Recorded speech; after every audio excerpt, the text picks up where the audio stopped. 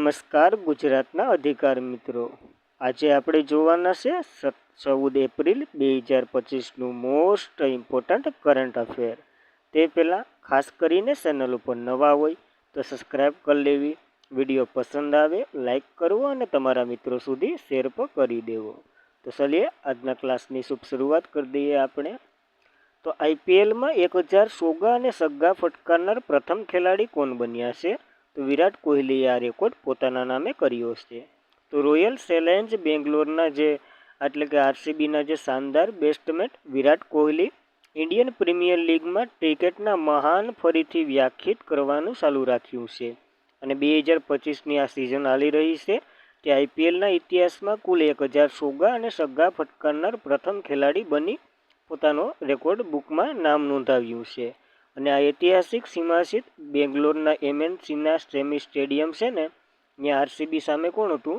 તો કે દિલ્હી કેપિટલ હતું. આ બંને વચ્ચે મેચ થઈ હતી અને આ જે રેકોર્ડ પ્રાપ્ત કર્યો છે એને હું તો કે 1000 બોલમાં આંકડાની વાત કરીએ તો સોગા તો કે 721 માર્યા, જ્યારે સગ્ગાની વાત કરીએ તો 279 મારી અને આ રેકોર્ડ નોંધ્યો છે. જ્યારે વિરાટ કોહલીની બીજી સિદ્ધિઓની વાત કરીએ તો T20માં 386 ઇનિંગમાં 13,000 રન બનાવનાર પ્રથમ ભારતીય ખેલાડી તો એ છે જ. ત્યારબાદ વિરાટ કોહલી સૌથી ઝડપી 14,000 ઓડીઆઈ રન બનાવનાર ખેલાડી પણ બન્યા હતા 287 ઇનિંગમાં. તો એ માહિતી પણ આ બંને રેકોર્ડ સાથે યાદ રાખવી. ત્યારબાદ કયા દેશના એન્ડોક્રિનોલોજિસ્ટ ડોક્ટર અબરસિંહ મિત્તલને પ્રતિષ્ઠિત 2025 committee of the scientific advice medal of એચિવમેન્ટથી સન્માનિત કરવામાં આવ્યા છે? તો આ ભારતના જ વ્યક્તિ છે જેને સન્માન મળ્યું છે. આ સન્માન તો કે રોમ ઇટલી ખાતે જે યોજાઈ હતી ને એક સમારોહ એમાં આપ્યું છે.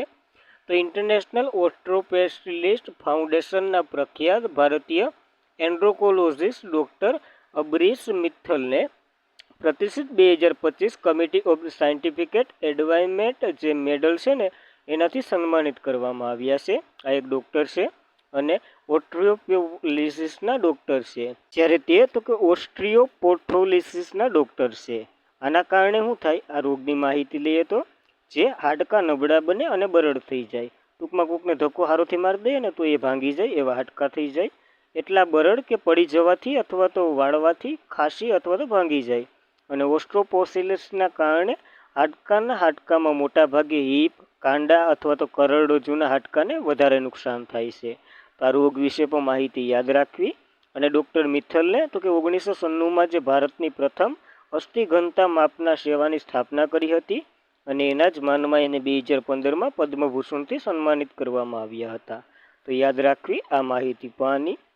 ત્યારબાદ ભારતે વાયુસેનામાં જે સુખોઈ 30 છે MKI એનાથી લાંબા અંતરના જે ગ્લાઇડેડ બોમ્બનું સફળતાપૂર્વક પરીક્ષણ કર્યું છે, જેનું નામ તો કે ગૌરવ આપવામાં આવ્યું છે આ બોમ્બનું નામ. તો યાદ રાખવું. અને સંરક્ષણ સંશોધન અને વિકાસ સંગઠન આપણી DRDO છે ને, એની 8 થી 10 એપ્રિલ દરમિયાન સુખોઈ 30 MKI વિમાનથી લાંબા અંતરમાં જે ગ્લાઇડેડ બોમ્બ જેનું નામ તો કે ગૌરવ રિલીઝ અને ટ્રાયલ સફળતાપૂર્વક હાથ ધર્યું હતું, જે થઈ ગયું છે. જ્યારે ગૌરવની થોડીક માહિતી લઈએ તો 1000 kilogram class air launch glided bomb છે અને લાંબા અંતર પર લક્ષ્યો નિર્ધારિત કરે અને તાટકે અને ફાડી નાખે. લોન્ચ થતાં પછી બોમ્બે INS અને GPS ડેટાને જોડતી ચોક્કસ હાઇબ્રિડ નેવિગેશન સિસ્ટમનો ઉપયોગ કરી આ લક્ષ્ય તરફ નેવિગેશન કરે છે. તો ટૂંકમાં એવી રીતના પણ પ્રશ્ન આવી શકે, સસ્સામાં રહેલું ગૌરવ શું છે? તો કે એક બોમ્બ છે. યાદ રાખવું આ માહિતી. ત્યારબાદ DRDO સસ્સામાં રહ્યું છે એના વિશે માહિતી લઈએ તો ડિફેન્સ રિસર્ચ ડેવલપમેન્ટ ઓર્ગેનાઇઝેશન એનું ફૂલ ફોર્મ થાય છે, જેની રચના પણ 1958માં થઈ હતી. હેડક્વાર્ટર નવી દિલ્હીમાં છે. ચેરમેન તો કે સમીર V કામત છે, જ્યારે એનું સૂત્ર તો કે શક્તિનું મૂળ જ્ઞાનમાં છે. સંસ્કૃતમાં વાત કરીએ તો બલસ્ય મૂલમ વિજ્ઞાનમ એનો અર્થ થાય છે. યાદ રાખવી આ માહિતી પણ. ત્યારબાદ સ્કાયટેક્સ અનુસાર 2025માં વિશ્વનું સર્વશ્રેષ્ઠ કયું એરપોર્ટ બન્યું છે? તો સિંગાપુરનું એરપોર્ટ છે એ બન્યું છે. એનું નામ તો કે ચાંગી એરપોર્ટ છે. તો સિંગાપુરનું ચાંગી એરપોર્ટ 2025માં વિશ્વનું શ્રેષ્ઠ એરપોર્ટનું નામ જાહેર કરવામાં આવ્યું છે. તે 13મી વખત આ ટાઇટલ મેળવી ચૂક્યું છે.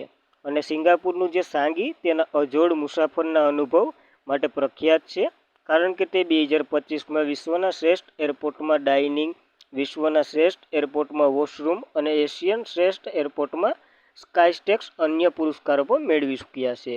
જ્યારે ભારતના ઘણા એરપોર્ટો સર્સામાં છે અને આ એવોર્ડમાં સામેલ છે. તો એની વાત કરીએ તો વિશ્વના અને ભારતના સૌથી વ્યસ્ત એરપોર્ટ પૈકી એક છે દિલ્હી ઇન્ટરનેશનલ એરપોર્ટ. 2025માં આ ફરીવાર જે ભારત અને દક્ષિણ એશિયાને શ્રેષ્ઠ એરપોર્ટ તરીકે પણ નામ આપવામાં આવ્યું છે.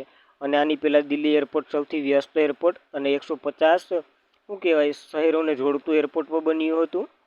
જ્યારે બેંગલુરુના કેમ્પેગૌડા ઇન્ટરનેશનલ એરપોર્ટ ભારત અને દક્ષિણ એશિયાનું શ્રેષ્ઠ પ્રાદેશિક એરપોર્ટ તરીકે માન્યતા આપી છે. હૈદરાબાદ ઇન્ટરનેશનલ એરપોર્ટ જે ભારત અને દક્ષિણ એશિયાનું સર્વશ્રેષ્ઠ સ્ટાફ સેવા માટે એવોર્ડ મળ્યો છે. અને ગોવાનું જે મનોહર ઇન્ટરનેશનલ એરપોર્ટ છે ને એ ભારત અને દક્ષિણ એશિયામાં સર્વશ્રેષ્ઠ સ્વસ્થ એરપોર્ટ અને મુસાફરીના સંખ્યામાં જે દ્વારા સૌથી વધુ ક્રમાંકિત એરપોર્ટ તરીકે નામના ધરાવે છે. તો આ બધી સરસામાં રહેલા સિંગાપુર એરપોર્ટ તો યાદ જ રહી જાય, તો ભારતના ખાસ કરીને યાદ રાખવા. ત્યારબાદ તાજેતરમાં જ કયા દેશ પાસેથી આપણે 60 રાફેલ પછી લીધા અને વાયુસેનામાં 114 રાફેલનો ઉમેરો કર્યો છે? તો આ આપણે ફ્રાન્સ મેરેથી લીધા છે. તો જોઈએ તો પ્રધાનમંત્રી નરેન્દ્ર મોદીના નેતૃત્વ હેઠળ સુરક્ષા પર કેબિનેટની સમિતિ બેઠી હતી 9 એપ્રિલના રોજ. જે ભારતની નૌકાદળમાં ફ્રાન્સ પાસેથી જે ફ્રાન્સની એક કંપની તો કે ડાસોલ્ટ એવિએશન છે ને એની પાસેથી 60 રાઇફલ એમ લીધા છે આપણે. અને આ ફાઇટર જેટ ખરીદવા માટે લગભગ 63 કરોડ એટલે કે 63,000 કરોડ રૂપિયાનું રોકાણ પર અથવા તો આ સોદો થયો છે. અને આ લડાઈ વિમાન જે ભારતની પ્રથમ સ્વદેશી વિમાનવાહક જહાજ INS વિક્રાંત પર તૈનાત કરવામાં આવશે.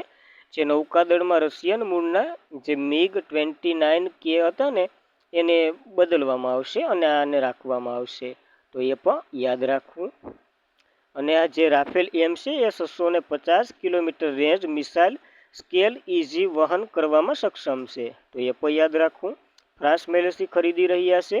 ફ્રાન્સની વાત કરીએ તો કેપિટલ પેરિસ છે. ચલણ તો કે યુરોપિયન ચલણ છે. રાષ્ટ્રપતિ એમેન્યુઅલ મેક્રોન છે અને વડાપ્રધાન ફ્રાન્કોઇસ બેરો છે. તો યાદ રાખવી આ ફ્રાન્સ વિશે એટલી બેઝિક માહિતી. ત્યારબાદ કયા રાજ્યની રીડિયા અને ખાસી હેન્ડલૂમ ઉત્પાદકોને જે સ્વદેશી કાફલા છે એટલે કાપડ છે એને GI ટેગ મળ્યો છે? તો મેઘાલયના શિલોંગમાં ખાસ કરીને આ જોવા મળે છે. અને આ વર્ષ GI ટેગનું વર્ષ લગભગ જાહેર કરી દે આ લોકો.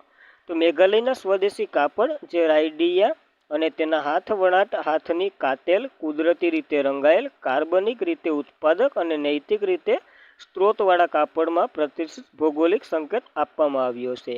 જેમાં મેઘાલયનું હેન્ડલૂમ ઉત્પાદકનો સમાવેશ છે. અને આ જે રીડિયા સિલ્ક છે ને એ હેન્ડ સ્પ્રેસ કુદરતી રંગોને જે વાત કરી એ મુજબ એ છે. જ્યારે બીજાની વાત કરીએ તો જે ખાસી હેન્ડલૂમ છે ને એ ખાસી સમુદાયની પરંપરાગત કાપડ કલા છે જે અન્ય તે વણાટ અને કુદરતી રંગો માટે જાણીતું છે. આ બંનેને તાજેતરમાં જ મળ્યા છે અને મેઘાલયમાં જોવા મળે છે. GI ટેગ એટલે જિયોગ્રાફી ઇન્ડિકેશન ટેગ એનું ફૂલ ફોર્મ થાય છે. ગુજરાતીમાં કહીએ તો ભૌગોલિક સંકેત થાય છે. અધિનિયમ 1999માં આવ્યો હતો. 2003માં આનું અમલીકરણ થયું હતું. 2004-5માં દાર્જિલિંગની ટી છે ને એટલે કે દાર્જિલિંગની શા એ પશ્ચિમ બંગાળમાં જોવા મળે એને પહેલો GI ટેગ મળ્યો હતો. ભૌગોલિક સંકેત જે જીભ એટલે કે એવી વસ્તુ અથવા તો ઉત્પાદકને મળે છે કોઈ દેશ અથવા પ્રદેશમાં વખણાવું હોય એને. અને ભૌગોલિક સંકેત નોંધણી 10 વર્ષમાં માટે માન્યતા રહે છે. ભૌગોલિક સંકેત રજિસ્ટર ઓફિસ આપણે ચેન્નાઈ તમિલનાડુ ખાતે આવેલી છે. જ્યારે હમણાં જ ગુજરાતની 2 વસ્તુ પર જોઈ લઈએ જેને મળ્યો છે 2025માં. એક હસ્તકળા છે ઘરછોડું એને જે ગુજરાત પ્રખ્યાત છે. અને અમદાવાદની જે સોદાગરી બ્લોક પ્રિન્ટિંગ છે એને હમણાં જ મળ્યો હતો. તો યાદ રાખવું. બીજા તો ઘણા રાજ્યોને મળ્યા હતા પણ ગુજરાતના મોસ્ટ ઇમ્પોર્ટન્ટ. મેઘાલયની બંને વસ્તુને મળ્યું એની વાત કરીએ. કેપિટલ શિલોંગ છે. CM તો કે કોનરાડ સંગમા છે. અને ગવર્નર CS વિજયશંકર છે. તો યાદ રાખવી એટલી માહિતી મેઘાલય વિશે. ત્યારબાદ કયા દેશના એટલે કે કયો દેશ international solar alliance country partnership framework પર હસ્તાક્ષર કરનાર પ્રથમ આફ્રિકન દેશ બન્યો છે? તો મોરિશિયસ આ પ્રથમ આફ્રિકન દેશ બન્યો છે. મોરિશિયસ આંતરરાષ્ટ્રીય સૌર જોડાણમાં એટલે કે ઇન્ટરનેશનલ સોલર એલાયન્સ સાથે કન્ટ્રી પાર્ટનરશિપ ફ્રેમવર્ક પર હસ્તાક્ષર કરનાર પ્રથમ આફ્રિકન દેશ બન્યો છે. જે બાંગ્લાદેશ, ભૂટાન અને ડ્યુમા પછી આ CPF એટલે કે આ જે ફ્રેમવર્કમાં હસ્તાક્ષર કર્યા ને એ વિશ્વ સ્તરે 4થો દેશ બન્યો છે. આનો ઉદ્દેશ્ય અથવા તો આમાં ભાગીદારી કરે તો ઇન્ટરનેશનલ સોલર એલાયન્સ જે મોરિશિયસ વચ્ચે સૌર ઉર્જા પહેલના સહયોગ માટે એક માળખાગત અભિગમ પ્રદાન કરવામાં આવશે, જે દેશની રાષ્ટ્રીય અને પ્રાથમિકતાને સાથે સુસંગત કરવામાં આવશે.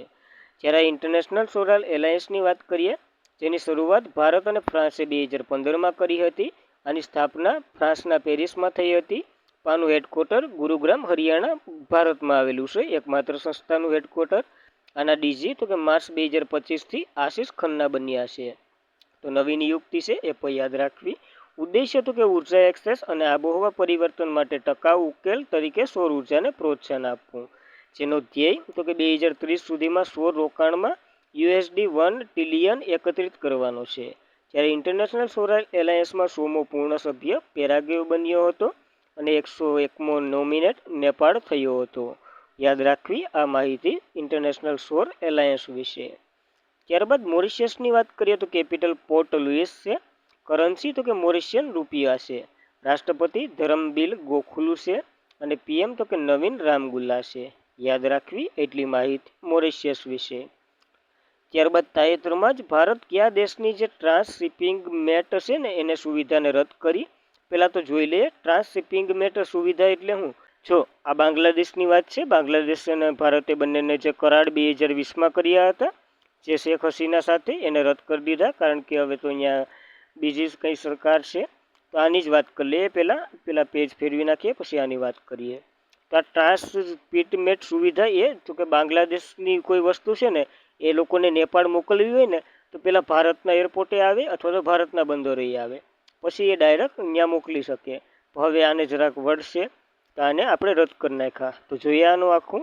તો જૂન 2020ના શેખ હસીના શાસનના પતન પછી ભારત અને બાંગ્લાદેશ વચ્ચે બગડતા સંબંધો વચ્ચે ભારત સરકારે બુધવારે બાંગ્લાદેશમાં આપેલી જે ટ્રાન્સશિપમેન્ટ છે ને એ સુવિધાને રદ કરી.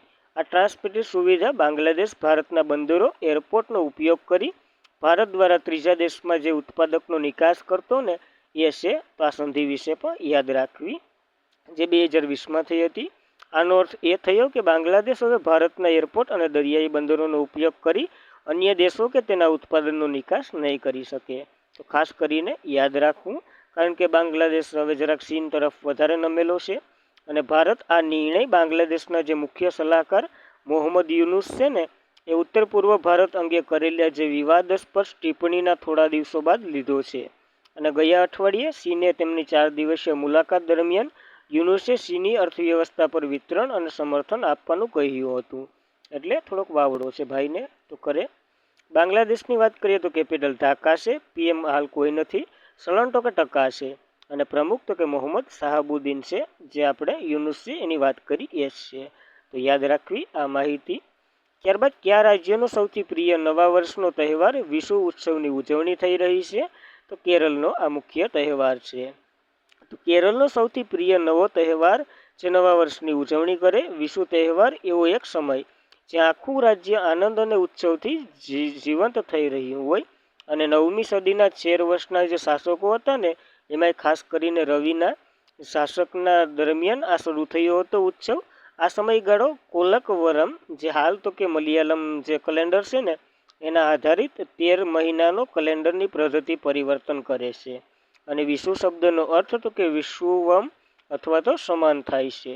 તો આ માહિતી યાદ રાખવી આ ઉત્સવ વિશે. ત્યારબાદ કેરળ સત્તામાં રહ્યું છે. કેપિટલ તિરુવનંતપુરમ, જે રાજ્યપાલ અથવા તો ગવર્નર રાજેન્દ્ર આર્લેકર છે. મુખ્યમંત્રી પિનારાઈ વિજયન છે. યાદ રાખવી બેઝિક માહિતી કેરળ વિશે.